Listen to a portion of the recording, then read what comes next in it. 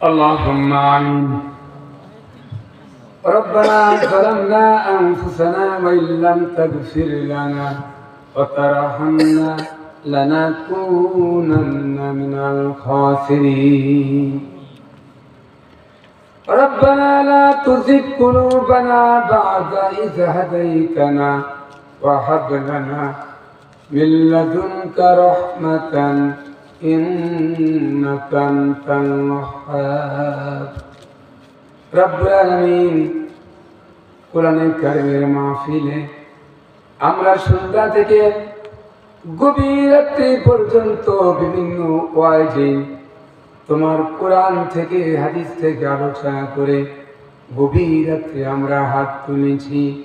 মেহেরবানি করে সবটুকুন সোনার মদিনা নবী পাকের রওজায়ে মুবারকে হাত দিয়ে সব পৌঁছিয়া দাও।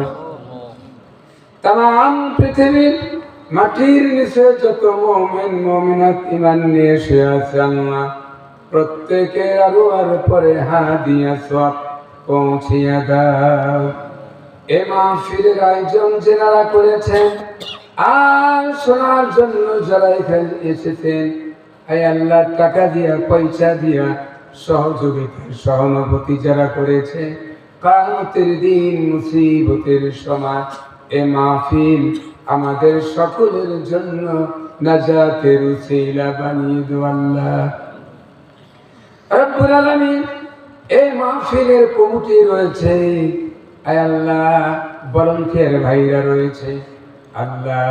এই এলাকার যত মানুষ এখানে উপস্থিত হয়েছে নারী পুরুষ আল্লাহ, এই মাহফিলের উসিলা করে আমাদের প্রত্যেকের জন্য জাহান্নামের আগুন তুমি হারাম করে দিও আল্লাহ রব্বুল আলামিন। 2 দিন ব্যাপী তাফসীর মাহফিলকে আল্লাহ তুমি মঞ্জুর করে নাও। হে আল্লাহ তোমার কুদরতি নিজাম দ্বারা এই মাহফিল 2 দিনকে তুমি পরিচালিত করার জন্য দায়িত্ব গ্রহণ করে নাও রব্বুল আলামিন।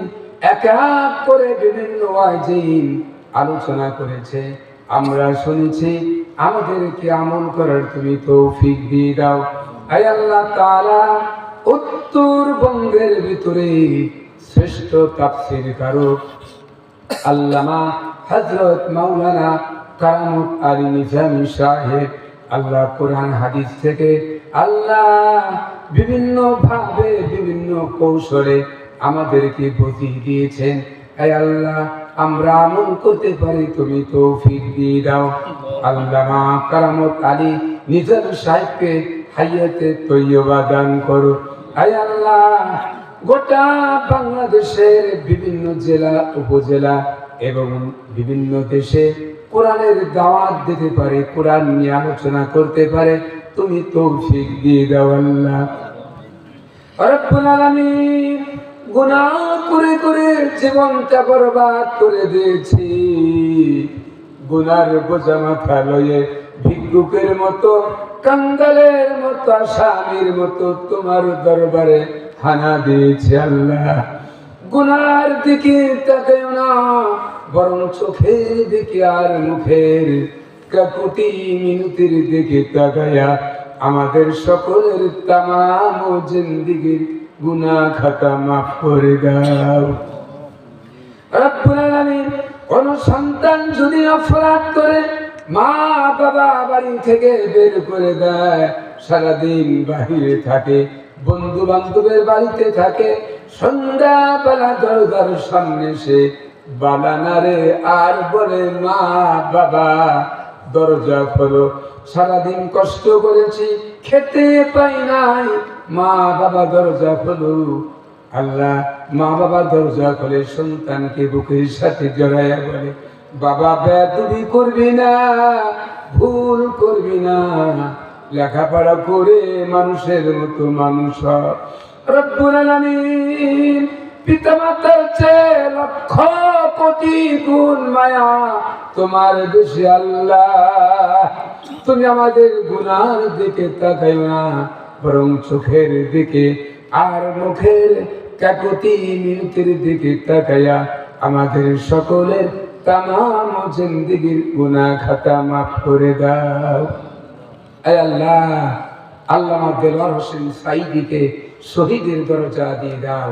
এই এলাকার উপরে খাস রহমত নাযিল করো। ঘরে ঘরে আলেম বানিয়ে দাও, নামাজে ইমানদার মুত্তাকিন বানিয়ে দাও। আমাদের ভিতরে মা বাবা দাদা দাদি আত্মীয় স্বজন যারা মারা গেছে প্রত্যেকের কবরগুলি জান্নাতের বাগান তুমি বানিয়ে দাও।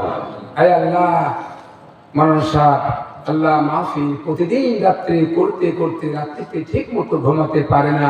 আল্লাহ তেনাকে পূর্ণ সুস্থতা দান করো, যাতে করে কোরআনের মাহফিলে কোরআন থেকে দর্শ দিতে পারে, মানুষকে বুঝতে পারে, তুমি তৌফিক দিয়ে দাও। আয় আল্লাহ, তুমি আমাকে আল্লাহ কোরআনের তাফসীর কারক হিসাবে তুমি কবুল করে নাও।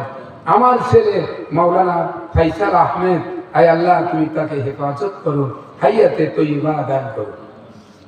واجعل آخر كلماتنا عند الموت لا إله إلا الله محمد رسول الله.